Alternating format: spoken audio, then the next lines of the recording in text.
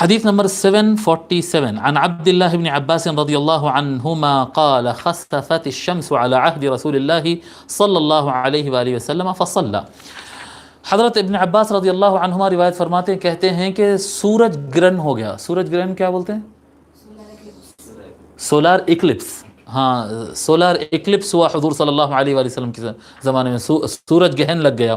تو حضور صلی اللہ علیہ وآلہ وسلم صلاۃ کسوف الشمس کی جو نماز ہے، سورج گرہن کی جو نماز ہے، حضور صلی اللہ علیہ وآلہ وسلم نماز پڑھے. جب نماز سے فارغ ہوئے، قالوا یا رسول اللہ، صحابہ نے عرض کیا یا رسول اللہ، ہم نے دیکھا رأیناک تناول شیئا فی مقامک ثم رأیناک تکعکعت. عرض کیا یا رسول اللہ، نماز کے دوران ہم نے دیکھا کہ آپ آگے بڑھ کے کوئی چیز پکڑے. ہم نے دیکھا کہ آپ ایسا ہاتھ اوپر کر کے کوئی چیز پکڑے آپ، پھر اس کے بعد تھوڑی دیر کے بعد آپ چھوڑ کر پھر اپنی نماز کنٹینیو کی. نماز کے اندر آپ کو اس طرح سے ہم نے دیکھا ہے. یعنی بعض روایت میں نماز کے اندر ہے یا نماز کے بعد بھی ہو سکتا ہے. جی، ہم نے آپ کو نماز میں ایسا کرتے ہوئے دیکھا اس وقت میں. فقال انی اریت الجنہ، حضور صلی اللہ علیہ وآلہ وسلم نے ارشاد فرمایا مجھے جنت دکھلائی گئی، جنت دکھلائی گئی. فتناولت منہا عنقودا، تو میں کیا کیا، جنت میں سے ایک انگور کا خوشہ اٹھا لیا، پکڑ لیا. جنت سے انگور کے خوشے کو کیا بولیں گے آپ؟ یعنی بنچ آف گریپس. جی، انگور کا ایک بنچ، انگور کا ایک خوشہ جو ہے میں پکڑ لیا. پھر اس کے بعد میں نے اسے چھوڑ دیا. پہلے میں اسے پکڑا، پھر اس کے بعد اس کو چھوڑ دیا. وَلَوْ أَخَذْتُهُ لَأَكَلْتُم مِّنْهُ مَا بَقِيَتِ الدُّنْيَا، اگر میں وہ توڑ کے ادھر لے لیتا دنیا کے اندر تو وہ انگور سے تم لوگ کھاتے رہتے، اور جب تک دنیا قائم رہتی، جب تک وہ انگور ختم نہیں ہوتے. اگر جنت کے انگور آ جاتے ہیں تو پوری دنیا کھاتے ہی رہتی اور کبھی انگور ختم ہونے والے نہیں، مگر میں چھوڑ دیا اس کو. تو یہ حضور صلی اللہ علیہ وآلہ وسلم کے معجزات میں ہے کہ وہ زمین پر کھڑے ہو کر آقا علیہ الصلوۃ والسلام اگر دست مبارک بڑھائیں تو وہ جنت کے انگور کیا کہتے ہیں، پکڑ سکتے ہیں.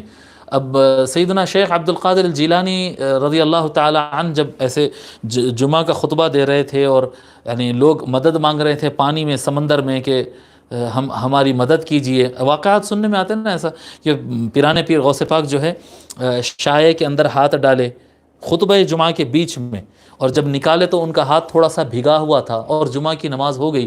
لوگ حیران تھے کہ بھئی یہ کیا ہوا.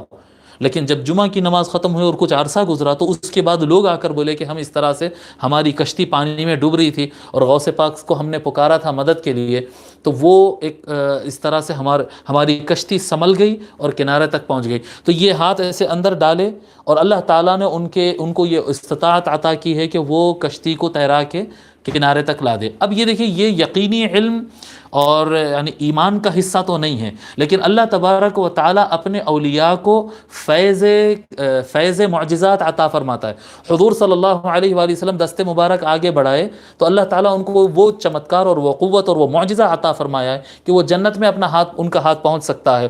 تو ان کے فیض یافتہ اور ان کے متبع اور ان کے طریق پہ چلنے والے شیخ عبد القادر جیلانی کو بھی رضی اللہ تعالیٰ عنہ کو حضور کے صدقے میں یہ قوت مل سکتی ہے. یہ ممکن ہے اور یہ کرامات ثابت ہے. یعنی اس لیول تک ثابت ہے کرامات. آج کل کے یعنی نوجوانوں کی ایک یعنی کچھ نوجوانوں کی ایک جاہل پٹی نکلی ہے جو کرامات کو ماننے تیار نہیں ہے، ورنہ سخت سے سخت نجدی وہابی جو کٹر سخت اولیاء کے مخالف ہوتے ہیں نا، ان کی کتابوں میں بھی ہم نے دیکھا ہے کہ بعض اولیاء سے کرامات تو متواتر لیول پر ثابت ہے کہ اس کا انکار ممکن نہیں ہے. کٹر نجدی حضرات اپنے کیا کہتے ہیں پی ایچ ڈی کے تھیسس میں لکھے ہیں یہ بات کہ جیسے یعنی بہت کرامات کہتے ہیں، سب غلط ہے. لیکن کچھ لوگ ایسے ہیں جیسے شیخ عبد القادر جیلانی اور جنید بغدادی ہے کہ ان جیسے لوگ کی کرامات کا انکار کرنا پاسبل ہی نہیں ہے. اتنا زیادہ ہسٹری میں اس کا ذکر ملتا ہے کہ ایسا ہوتا ہے. کٹر سے کٹر نجدی بھی اگر ہو تو وہ بھی اس کو ماننے پر مجبور ہے، اتنے زیادہ کرامات ہوتے ہیں. ٹھیک ہے.